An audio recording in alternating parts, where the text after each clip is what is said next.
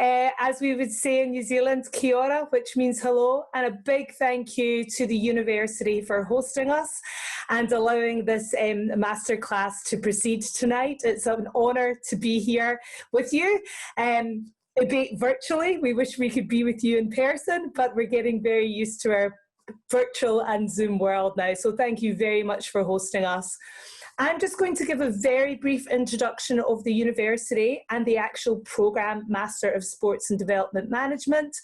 And then Professor Michael Sam will lead into the actual masterclass and wrap up the presentation then. Okay, so first of all, as I said, a huge welcome to the University of Otago.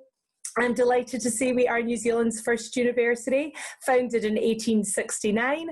While this may not be old in Indian terms, it is in New Zealand's terms. We are a young country, and with that brings a real sense of vibrancy, but we're very proud of our heritage at Otago. So I have only 5 minutes, so I thought I'd share a video to give you an overview of the university. Whoops, sorry, as it speaks.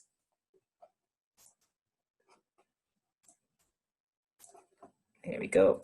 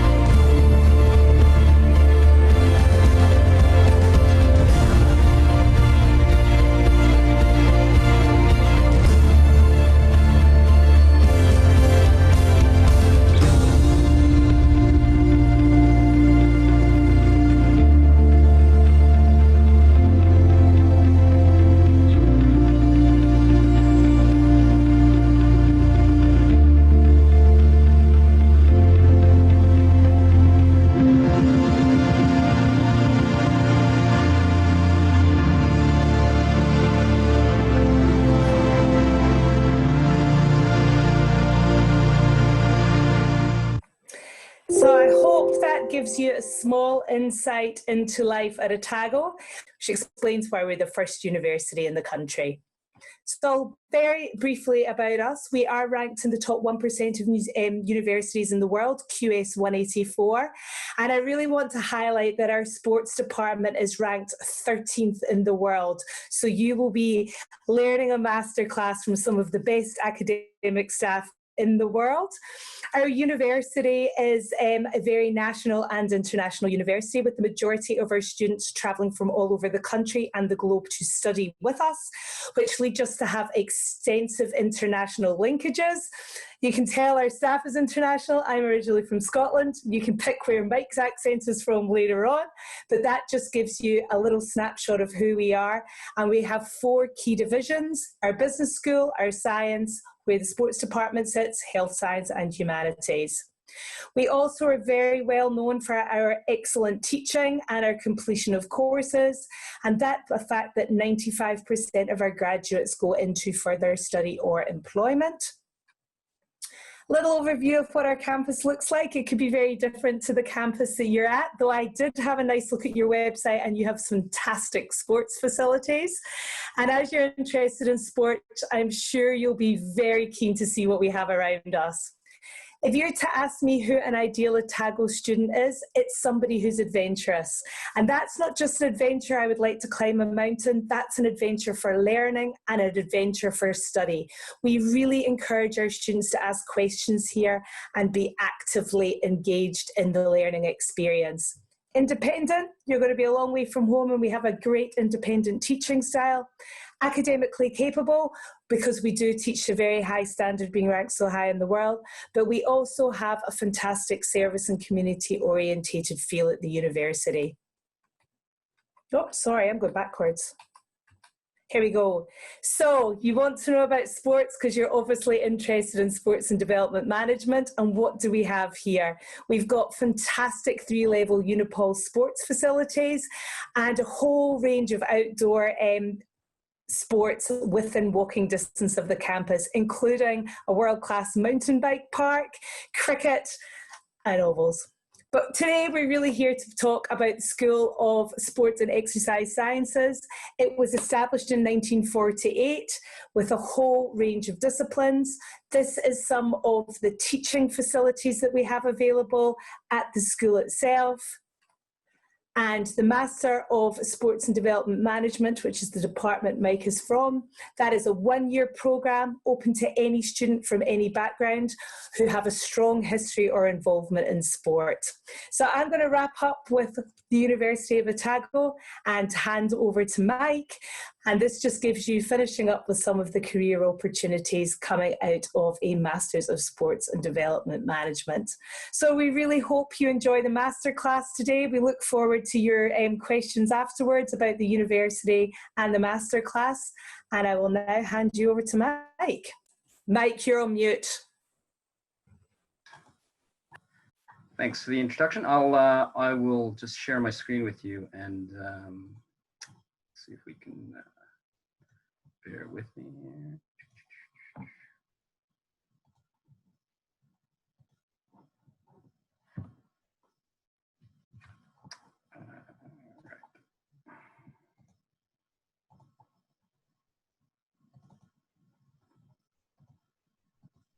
See that all right? Great. Yep. Well, it's a pleasure to speak with you today. Kia ora. I am a New Zealander Canadian, is the answer to that question. I came to New Zealand 20 years ago, and I never left. And that's a testament to the place itself, but the program as well. I'm delighted to deliver this masterclass to you because I think that that sport is one of the emerging sort of sectors that people often overlook, even though probably in your local newspaper it takes up about a third of the news items. Even then, as an academic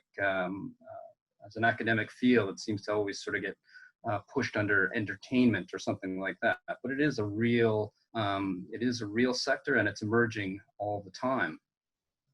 Now, sport development, as we conceive of it, has sort of these 3 dimensions. And just as an introduction, it's really about creating quality organizations that can support sport to try to get more people to play more, essentially. But it's also about enhancing the individuals, and to that extent, we offer things like sports psychology, exercise psychology, to try to understand how people get motivated to actually perform or take part in physical activity and exercise in the first place.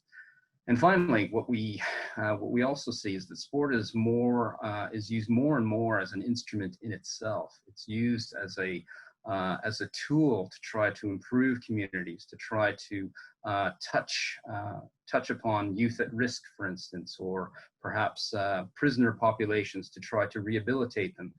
Sport is used in all kinds of ways to integrate people with their communities. And so those are sort of the 3 dimensions, and that explains why in the last 25 years or so in Commonwealth countries, principally like the UK, Australia, Canada, India, of course, is that it's now entrenched in the bureaucracies of their governments. And there's quite a bit of money going into it, and more so every year. And that explains why we have fields and subfields around sport management and sport development. Now, the field itself, there's a lot of promises that go around the sport as to what it can do. Of course, we believe that sport can induce health. We believe that it can perhaps stimulate economic development. We believe that it can help with social integration. And obviously, it generates some kind of national identity and pride. but the simplicity of those connections sort of belie the fact that sport development is actually quite a wicked problem. Now, for those of you who are from a political science background may recognize this term, but the term wicked problem is really aimed at issues that are not definitively solved. Things like climate change or world poverty, these are your typical wicked problems that are tricky to define in the first place, but also hard to get agreement on how to proceed, how to solve them. And finally, one of the things that makes issues tricky, be it climate change or sport development, winning on the world stage, what have you, is the fact that every time that we intervene, every time that we develop a solution, we create new problems along the way. And so this is a slight departure from sort of the recipes of management that we sometimes see, that if we apply this recipe or that recipe, that things will get better. Well, this is an understanding that we can make things good enough rather than always good. Now here on this slide, I've outlined some of the general wicked problems around sport development. Youth obesity, child obesity is one of the ones worldwide that's emerging. Of course, winning medals in the Olympics, world championships and so on is a wicked problem because it's difficult to sustain unless you're Russia, of course, and you have a massive doping program. Growing sport participation, of course, is very difficult in itself. And it's my understanding that India is actually trying to, has got a recent initiative to try to get more people active, exercising more and so on.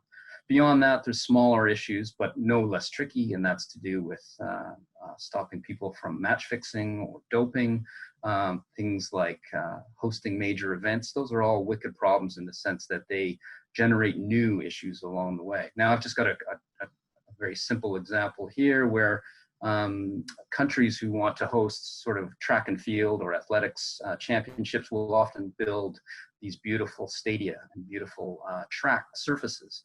And of course, if you're hosting an event like this, what you want is an event that will generate, possibly some world records. So you want what they call a fast track.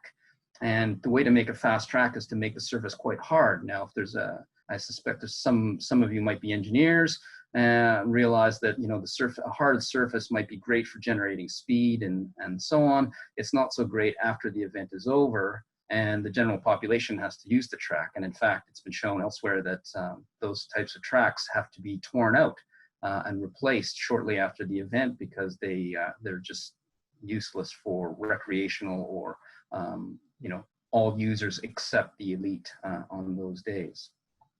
But a more concrete example is, and these are some of the legendary kind of mythical ways to explain wicked problems, is around the issue of pests and the sometimes comical outcomes that you see from trying to eradicate those pests. So cobra snakes in India, colonial time India is an example. Rats in Vietnam and rabbits in New Zealand all share the same sort of wickedness, and that there was too many of them. And the governors at the time thought that, well, the best way to get rid of this problem is to simply kill them. And the best way to kill them is to make a market out of it. And to make a market, we will pay people for either the number of tails, the number of ears, the bodies of these pests, and you will get paid, per carcass, essentially. Now, I just want to read a little passage from the New Zealand case. This is what happened when New Zealand applied this example. Said that some managers paid for pairs of ears, and the men thought nothing of reaching into burrows, snipping off the ears, and then putting the rabbits back, still alive, of course. For a while, the sight of earless rabbits in traps was quite common. Some managers paid for tails. If a tail collecting station was next door to an ear collection station, the men used to meet in secret at the boundaries, swapping ears for tails, so that each rabbit provided 2 tokens and 2 sets of pocket money. Now, while these examples are quite intuitive to us now, the lesson, of course, is that it's difficult to know or predict the outcomes of our actions, and that's part of what makes them wicked problems. Wicked problems change by the very act of identifying them and defining them, but people react in different ways to our remedies. They react in different ways to our solutions, with some reacting perfectly in line with what we'd intended, and others sometimes resisting and sometimes subverting our intentions. Now, here's an example more in line with sport. Now, the modern equivalent that touches in management and marketing, in professional sport more specifically. Now, marketers, those who sell stuff and sell sport, are always looking for ways to bring visibility to their sport. And one of the more contemporary ways to do this is to bring players closer to the fans and to the consumers. Now, public appearances, of course, are one way to do this, but social media is seen to be much more effective in terms of reaching a mass public. The problem is, while you can control what goes on a team Facebook page or a team page on social media, it's much more difficult to control an individual. Now, in this case, we have, so this is on the right here, rugby's big marketing plan. Well, that's somebody, a manager saying that this is what ought to be done. Players should be more accessible on social media. What happens, of course, almost predictably, is that some players take it upon themselves to host their own Instagram page and say all kinds of stupid things. Now, you can imagine if you're the boss of the sport organization and one of your players suddenly says that the earth is flat, or that humans never landed on the moon, you could possibly ignore it. Now, this gentleman here, Israel Folau from Australia, put this on his Instagram post, and of course it caused a furor. What happened, of course, is that in saying all these stupid things, that the sponsors for the sport organization get scared, and they want to possibly not be associated with this sport, and they take their money out, or they threaten to take their money out. So the sport organization starts to say, well, we need to muzzle this player, which means we need to shut them up, really. And how should we shut them up? Because it's their private page. Well, perhaps we should have a stricter contract with them. We should put that into the contract that they cannot speak and say silly things. Of course, that in itself creates a new problem, in the sense that you're really saying that a person in a free country is not allowed to say what they like. And in fact, this did come back to bite them in the sense that this Israel Folau guy, he got fired for saying what he said, but he took it to court, and the Australian Rugby Union had to pay him millions of dollars out of his contract to essentially because he was wrongfully dismissed. The side issue, of course, the more wicked problem here is that in all of this, it was being played out in the media, and you've essentially drawn more attention to the issue than ever would have happened by just ignoring it. So this is a situation where trying to solve one small thing creates a turbulence, if you will, behind it, and it goes on that way. Indeed, what happens after we try to fix a problem can take a lot of metaphorical terms, like we create vicious cycles, there are spillovers, or when things come back to bite us. And for our purposes, this is important to understand, because we don't want to be overconfident necessarily in our management and development efforts. We can't think that what we do is above reproach and that it will once and for all solve all problems. This is simply not the case. And so there's lots of examples of this, but I'll just have time for a few of the big ones in the next few minutes. One of the big social problems in sport development has always been and always will be how to get more people to play more. How do you actually raise participation in your particular country, in your particular community, your particular state? And there's, the most obvious thing to do, of course, is to simply say, well, you shall exercise. And the picture on the right sort of suggests that this is a compulsory type of program. You can just force everyone to take part. Now, notwithstanding the fact that compulsory fitness is not likely to be acceptable in democracies where individual freedom is valued, forcing people to exercise is unlikely to ensure that you're going to continue exercising after that force is removed. I mean, just imagine if you were forced to read 17th century French poetry, and whether you would continue reading the stuff into your old age. Probably not. So the stick is not a particularly useful remedy for getting more people to play more. What we see instead is a lot of what they call public information campaigns. These are the campaigns that suggest that if we were better educated and we knew the benefits of exercise, that we would make the rational decision and go out and do so, that we would make the right decision and continue to be fit. Hence, we see public radio announcements, newspaper clips, television campaigns, and so on, telling us to eat well and exercise more. And this, just about every country in the world has begun or continues to have an information campaign to try to get us to exercise more. But as time goes on, we can imagine, as I said, these concerns have been around for at least 30 years or more.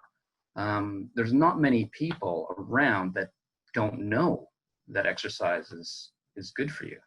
I mean, even the oldest generation around probably knows intuitively that exercise is a good way to stay healthy. So do information campaigns work?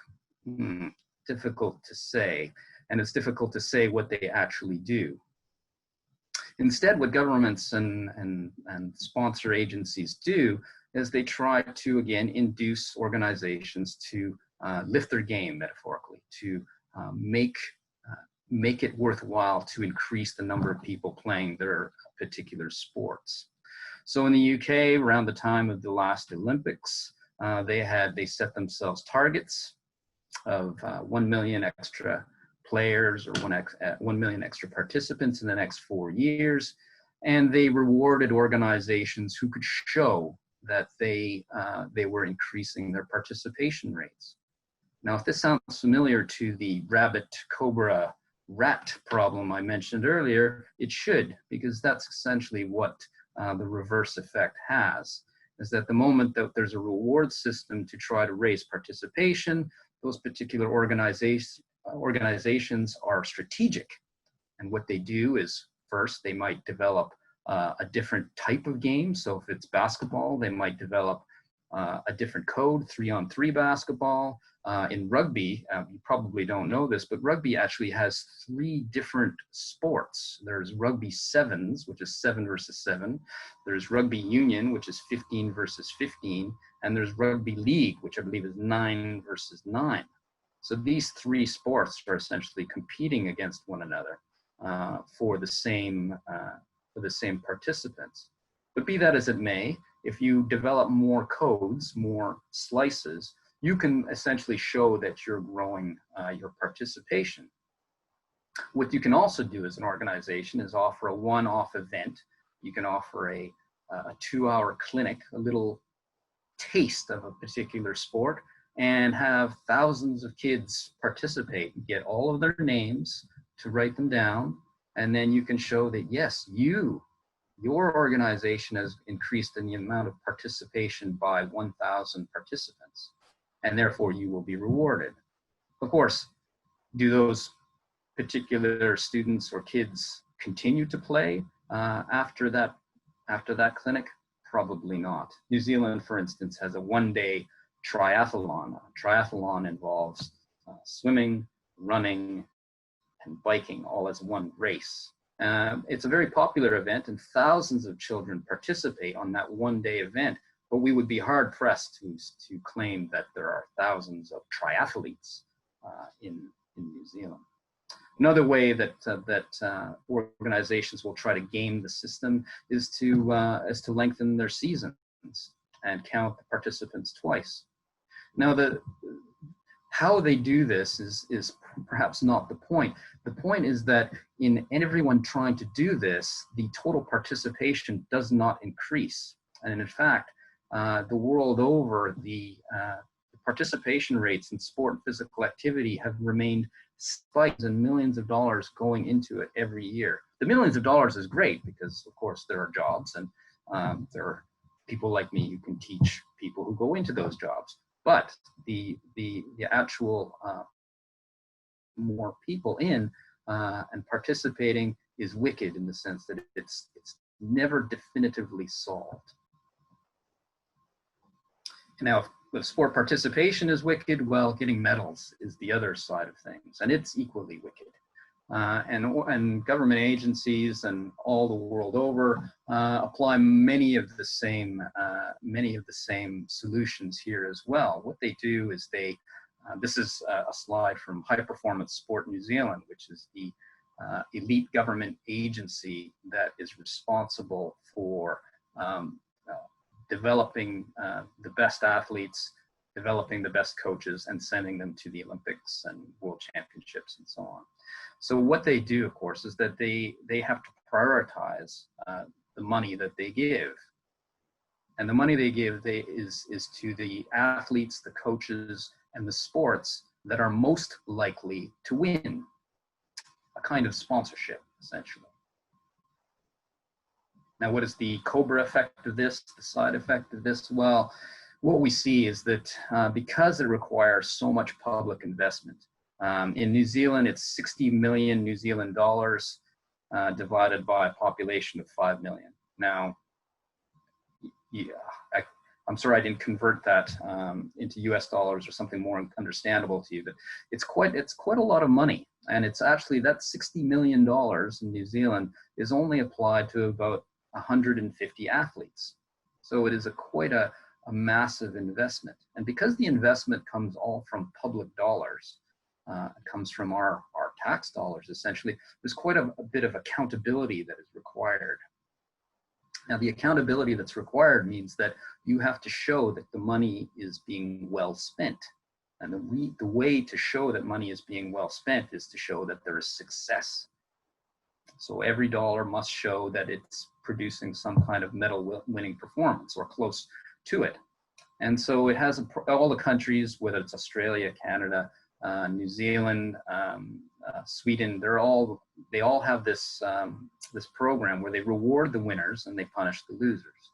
So if you are a top 3 javelin thrower, you are going to be rewarded with a full salary. If you're not, then you might not get any money. Likewise with a coach. If you're a successful coach, you will get the money to support your program. If you do not win, you will not get the money. The money will be taken away. Now, this accountability, of course, creates quite a massive risk for everyone. There's quite a bit of pressure. And the pressure is is understood to make people better. But the pressure also has the side effect of people taking shortcuts. Now, the pressure can mean that for each one of this little entourage that I've got here, it can mean that they take shortcuts where they don't actually pay much attention to this particular athlete, because this particular athlete they think is not going to win anyway, so they don't actually develop them. So they can take that shortcut.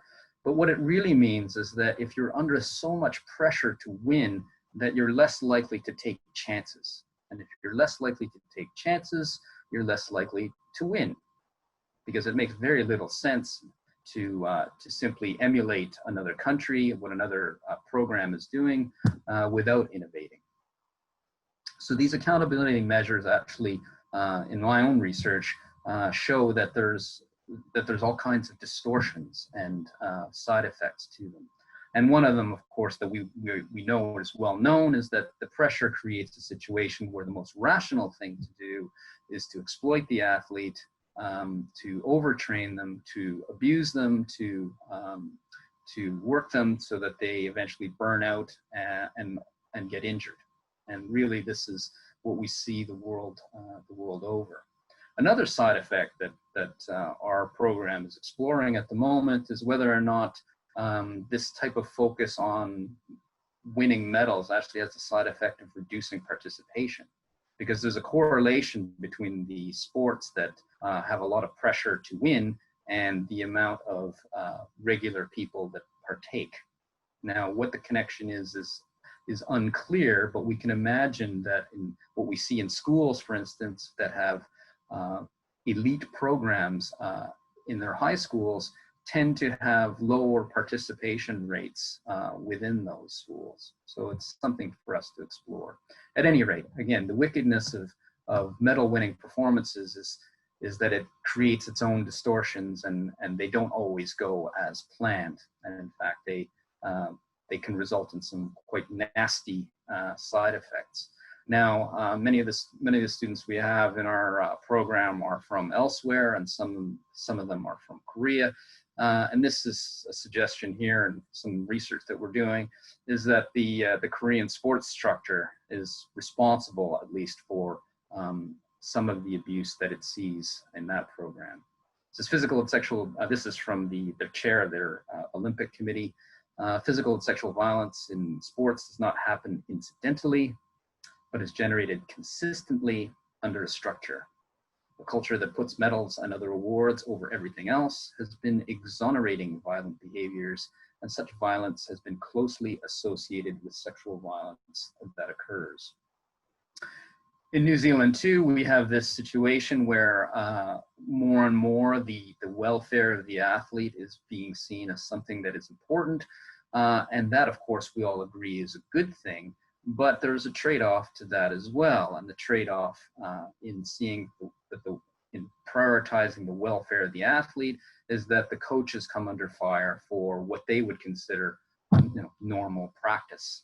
So if they berate an athlete or they yell at an athlete, is no longer acceptable, and they can be brought, made accountable and fired for that. So there's, is it possible to perform and win medals at the same time as being perfectly angelic and ethical? That remains to be seen. Now, there's a number of paradoxes that sport development can explore, and events. There's many instances of events causing side effects and problems, but at the root of that is the idea that these events are meant to show off the country. So the whole reason countries want to bid for the events and host them is to show that they are modern and that they are successful economic powers. Now, the side effect, of course, is that because these events are so large, they are vulnerable to corruption, bribes. Some people have to be evicted from their neighborhoods in order to host the events, and they show off corruption. So in a way, the events themselves don't show off modernization so much as they show corruption, waste, environment degradation, and so on. It's not all bad, but these are some of the things that we do explore, because too often I think we assume that sport is just all good, and of course we deeply believe that, but we also need to know that it can generate just as much harm as good if we're not careful. Gambling sponsorship in sport, of course, is a major issue, and that's a fairly recent one where match fixing is coming to the fore. It's become the so-called new doping. But of course, should we really be surprised that match fixing occurs, given that sport organizations like FIFA, FIBA, and all the major international sport organizations have been all too happy to accept the revenue that comes from sports gambling. Ultimately, one of the questions we have to pose is sport and business, fundamentally alike in all important aspects? And that is to say, the dogma currently is that sport and business are exactly the same, and they should be treated as such. Now, if that was the case, then we wouldn't have any need for sport management programs. One could just simply take a management program and just apply it to sport. Well, I think we all agree, and the more that you delve into this, you'll agree that sport is somehow unique.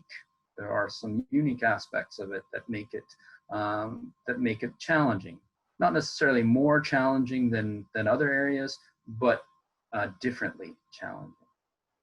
Now, just to leave it off, we've got, since we're sort of all in the midst of this pandemic, one of the latest prophecies is perhaps that this pandemic will create problems for sport beyond, obviously, the loss of broadcasting money and so on, but that it would possibly even create a new epidemic of doping. And the reason being is that for drug testing, people have to go around and actually take blood samples, physical blood and urine samples from athletes.